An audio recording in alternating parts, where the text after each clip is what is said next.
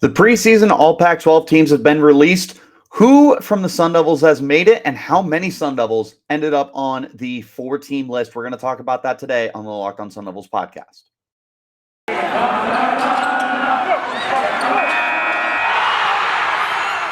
are Locked On Sun Devils, your daily podcast on the Arizona State Sun Devils, part of the Locked On Podcast Network, your team every day.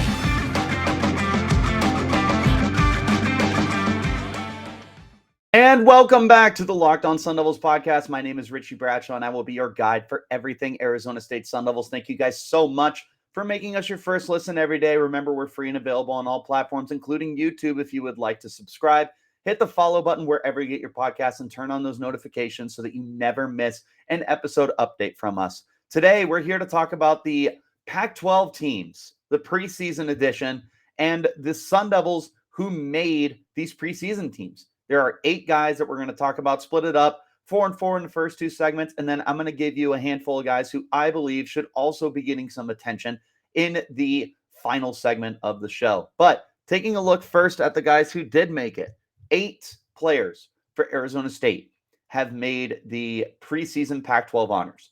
Those players being DJ Taylor, Xazavien Valladay, LaDarius Henderson, Ben Scott, Merlin Robertson, Kyle Soelle, Nesta Jade-Silvera, and Khoury Bethley.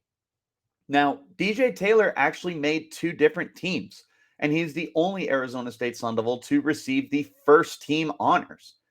Definitely a little bit of a surprise and something that caught me a little off guard when I was taking a look at it, but I can understand how they got there. So Taylor is a defensive back for the team, and there is a very, very good opportunity for him to get snaps on the defensive side of the ball. However, that's not why he was selected to the 2 teams, those being the first team and the third team again. Or first team and second team, excuse me. First team as a punt returner, second team as a kick returner. And there's a reason why there's that opportunity for him. And that's because there's not a lot of guys ahead of him who are going to steal those opportunities. Last year, Rashad White had some opportunities before being taken away from those responsibilities because he became such a facet on the offensive side of the ball that the team wasn't really willing to put him at more risk than he needed to be in. And that gave DJ Taylor opportunities as a punt returner where he actually shined. He was well over 10 yards of return on 14 attempts. He returned 191 yards, including a 47-yard long. He was an electric punt returner. He was a smart punt returner. He's a guy with really, really good speed and the potential to house any opportunity that he has when he's smart with what he's trying to do with it. So as far as DJ Taylor goes for, the special teams quality, a punt returner, definitely understandable. Now, the second team that they gave him ends up being for kick returning, which took me a little off guard. Last year, he had 25 returns for just 525 yards, which is 21 yards per return, exactly 21 yards. The unfortunate thing there is in college football, you get out to the 25-yard line on your touchbacks. That's the word I'm looking for. So he was anything but spectacular when it came to the kick return duties for the team. And that's something that definitely makes me a little nervous here is, what are we supposed to do with a very underwhelming kind of kick returner? So he did, and I feel like part of the reason why they want to give him that opportunity is because as a freshman, he had just 8 attempts and turned it into 279 yards, which is well over 30 yards of return, and he did have a 100-yard touchdown. So the potential is there for him to be a very good kick return man. He just needs to be smarter. And unfortunately, he was taking kicks that were, 4, 5, sometimes even deeper than that, yards in the end zone and not getting out to the 25-yard line. There were fumbling issues as well. So Taylor has a lot of stuff to clean up. By the way, those fumble issues still showed up in spring practice. So there's a lot of a lot of upside, but a lot of downside as well. I feel like Taylor could be a very boom or bust kind of player for the Sun Devils. So I understand why he's getting some major hype in the Pac-12 as a return man, but I'd be lying to you if I told you that it didn't make me nervous. Taking a look now at the second team players, we have Xazavien Valladay and LaDarius Henderson on the offensive side of the ball. Valladay is a guy who doesn't need much of an introduction on the Locked On Sun Devils podcast. We have talked about him plenty of times by now, so I don't want to waste too much of my breath continuing to gush about a guy that I'm very excited about. But Valladay is a 2-time 1,000-yard rusher, could have been a 3-time 1,000-yard rusher in 2020 had he played more than the 5 games, as he was averaging 110 yards on the ground. Also a very good receiver with 11.5 a catch in his career, 21 touchdowns in 4 seasons at Wyoming. He is coming to Arizona State with a massive opportunity to earn the starting role and place himself in a very similar position that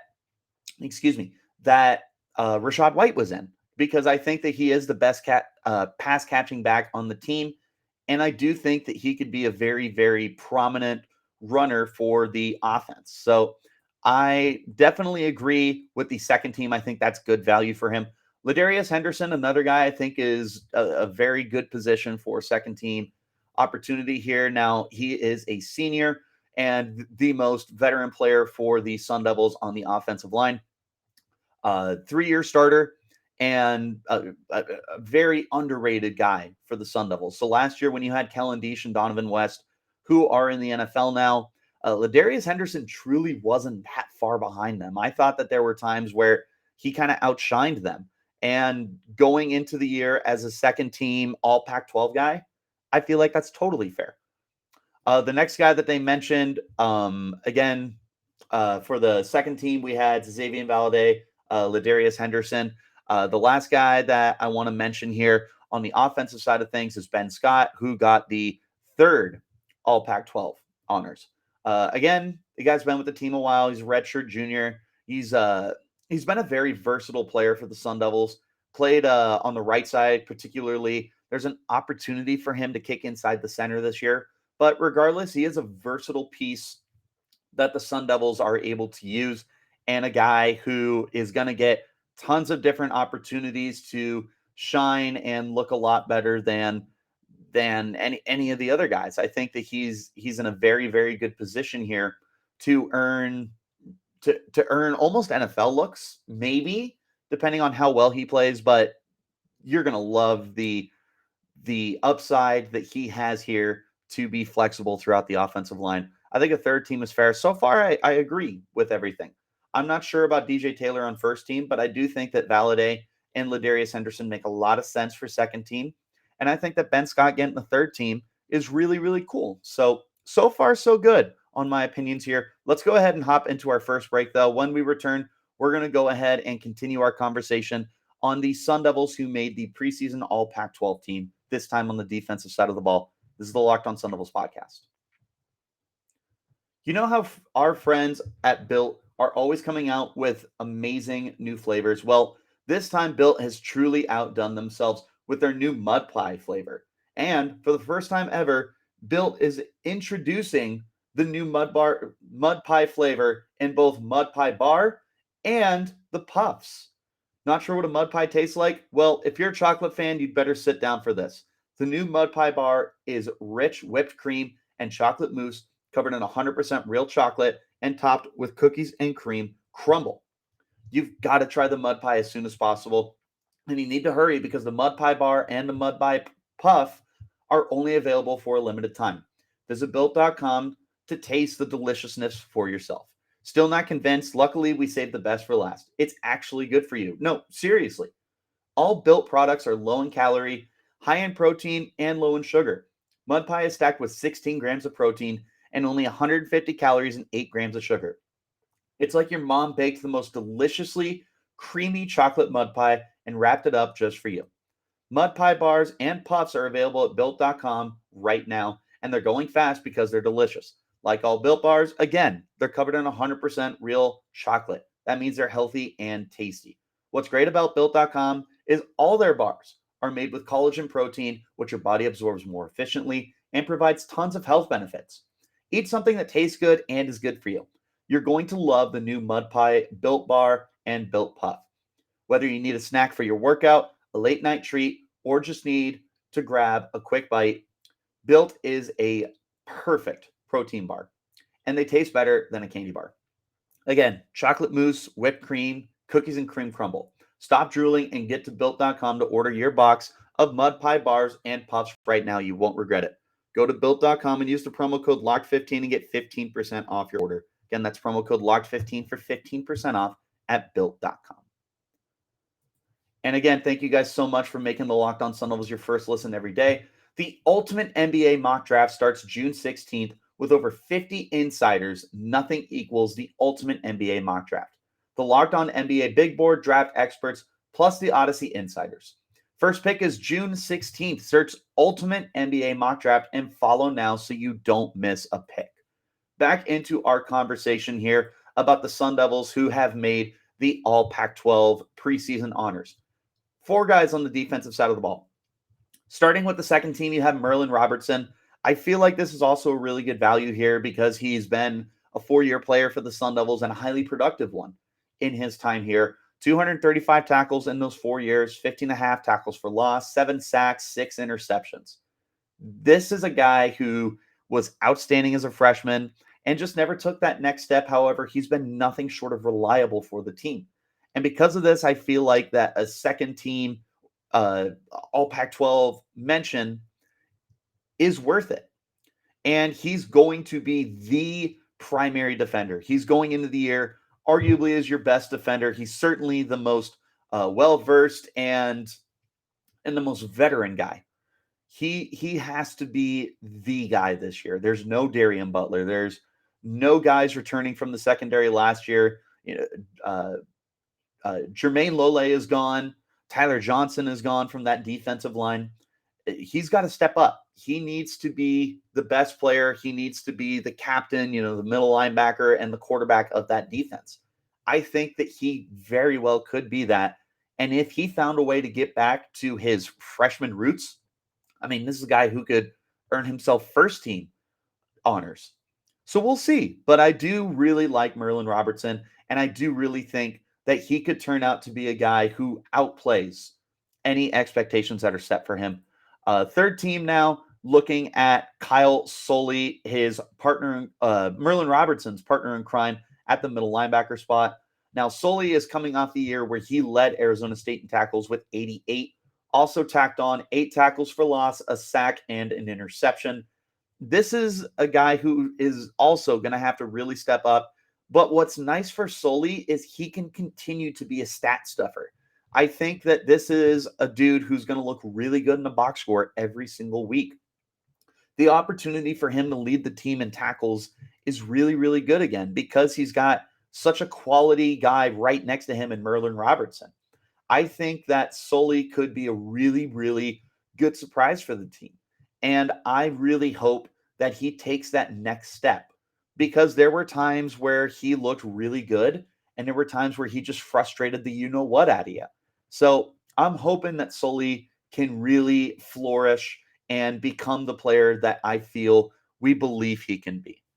On the fourth team now, you have Nesta Jade-Silvera and Khoury Bethley, both transfer guys coming into the program from the University of Miami, Florida, and Hawaii, respectively. Looking at Jade-Silvera, he's been a quality player for the Miami Hurricanes who's been outshined by a lot of really good defensive linemen they've had over the last few years with Gregory Rousseau and Jalen Phillips being first-round picks in the 2020 or 2021 NFL draft. They've had some other guys there. Quincy Roche made it to the NFL. But Jade-Silvera still managed at least 35 tackles over the last 2 seasons. Not a big producer in the sack department with just 2 sacks in his career. But as a 6'2", 306-pound defensive lineman, he is more than likely going to play a lot of nose tackle for Arizona State, which isn't necessarily going to put him in the best position to really light up the box score with tackle numbers or with sack numbers. But the good news is because there's so much uncertainty on the defensive line, I think that there's a really, really good chance for him to end up putting up some really rock solid numbers. Nothing great, but he is going to get a lot of starting time, I think. There's going to be a lot of a rotation on the defensive line. And if Jade-Silvera can find a way to stand out early, he's going to get plenty of chances to end up being one of the more heavily relied on guys there. Now, Khoury Bethley, this is a guy who I think is going to finish much higher than fourth for the All-Pac-12 teams. Everybody knows Bethley is one of the highest players I am on going into the 2022 season.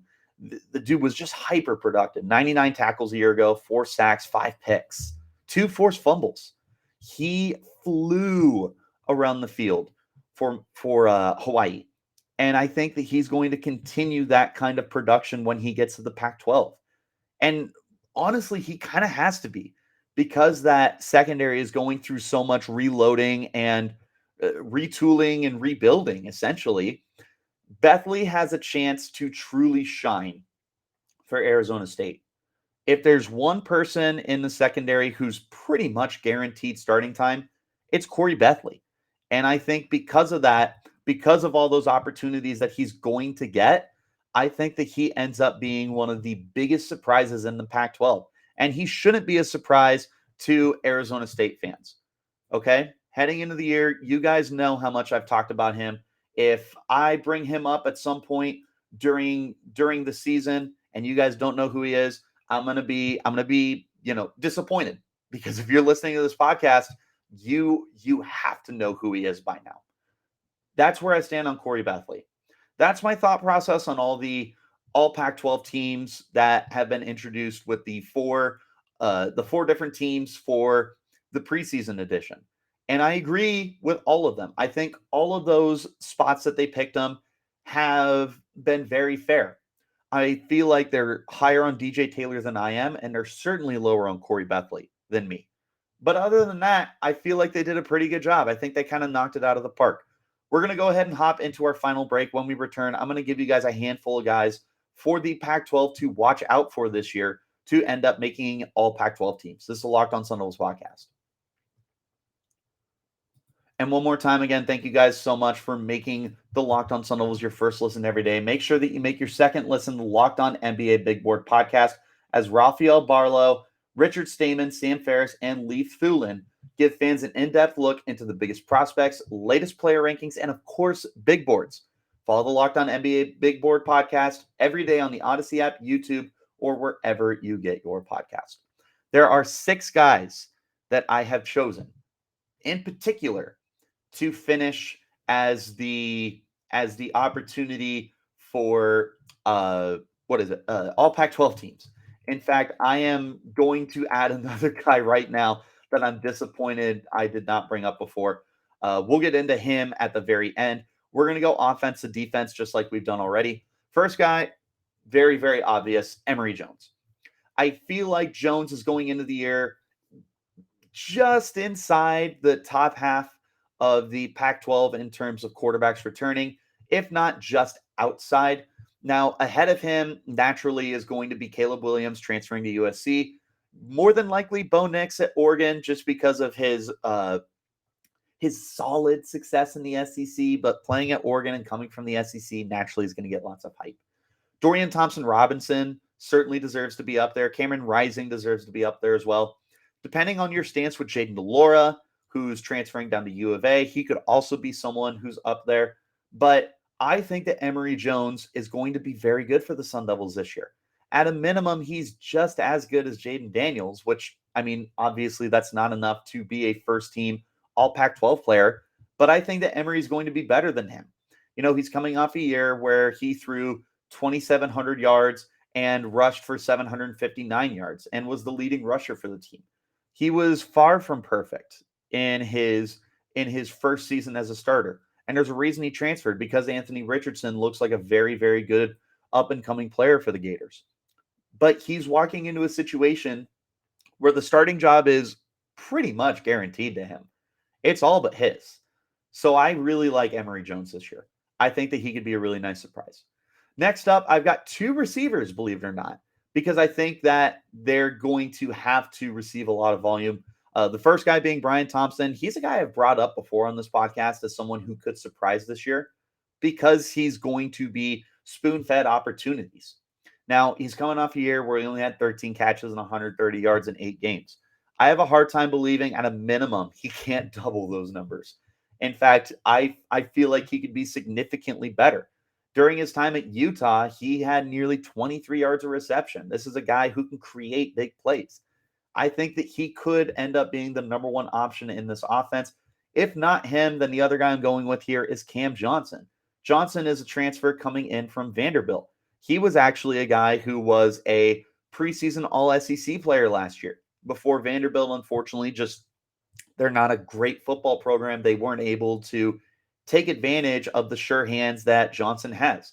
Has reeled in 124 passes in his 4 years there, 120 of them coming in 3 seasons with starting opportunities. He's not a guy who's blowing the doors off the box score, but I think he is a sure-handed guy who should be getting a little more love than he's actually getting. Flipping to the defensive side of the ball, first guy you got to mention, B.J. Green. B.J. Green led the Sun Devils in sacks a year ago with 5 and really was a rotational guy at a best case scenario. Well, he's going into this year as one of the most relied on guys for a defensive line that is dealing with a lot of losses. I think that BJ Green is going to have a huge opportunity to make some big time noise for the team.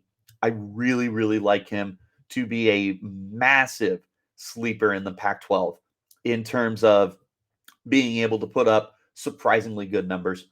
Omarr Norman-Lott, the next guy that I have here, 30 tackles a year ago, 3.5 for loss, 2 sacks. He's another guy who's going to be heavily relied on for the team in his redshirt sophomore year.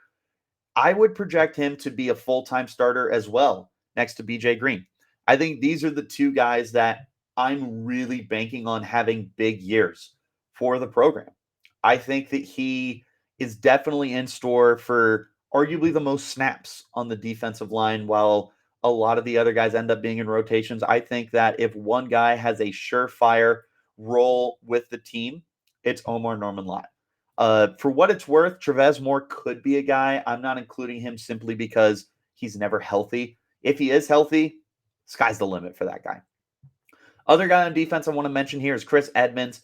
Edmonds, we don't have numbers for him in the tackle department. However, we can take a look at the fact that he had 8 interceptions in 3 years for the Stanford Bulldogs. He's going to be playing next to Khoury Bethley. And again, he's a player who really has nothing but an inside track for a lot of starting time for the team. And if those ball hawking skills are able to translate, he's somebody who could be a big time surprise for Arizona State and for the Pac-12. So I like the safety duo that the team has been able to bring in. I think that Edmonds could be a really good surprise and someone that everyone ends up kind of sleeping on. Now, the final guy that I want to talk about, who I did add as we were talking about heading into this final segment, and shame on me because I'm such a massive fan of this guy, is Eddie Czaplicki. I felt like he was one of the best punters in college football last year. 45 punts, averaging 43.4 yards per punt, just shy of 2,000 total punt yards and a long of 62. He was a guy who was just so reliable in being able to flip the field when the Arizona State Sun Devils offense faltered, which unfortunately was a lot more often than we wish it was. But that's the situation that the Sun Devils found themselves in. And I feel like if this year ends up going the way that everyone is thinking it's going to go, which means that the Sun Devils are not going to be a good football team, that is a lot of opportunity for Czaplicki to really make a name for himself. I think that he is going to have just an outstanding year. I feel like he was so good as a freshman. Like, probably the best punter we've had since Matt Hawk. And I mean, we had a decent couple of guys who have come through the program since then. But I think Czaplicki is really, really good. He might be the best specialist we have on the team right now. I would certainly put him ahead of whatever's going on in the kicking room. You can make an argument either way between him and DJ Taylor, depending on if you love Taylor or hate Taylor. But Czaplicki, I truly, truly think he will contend for the Ray Guy Award this year as the nation's top punter. Those are the guys I got for the All-Pac-12 team, and those were the 8 guys who currently are on the preseason All-Pac-12 team. But that's going to wrap up this edition of the Locked On Sun Devils podcast. One more time, thank you guys so much for making us your first listen every day. Remember, the podcast is free and available on all platforms, including YouTube. If you would like to check us out there, wherever you get your podcast, though, make sure that you hit that subscribe and follow button so that you never, ever miss an episode. Notifications, definitely suggest turning those on. If you're on Twitter, hit me with that follow at RichieBrads36. Follow the podcast while you're there as well at LO_Sun Devils. But until next time, guys, you keep it locked right here on Locked On Sun Devils.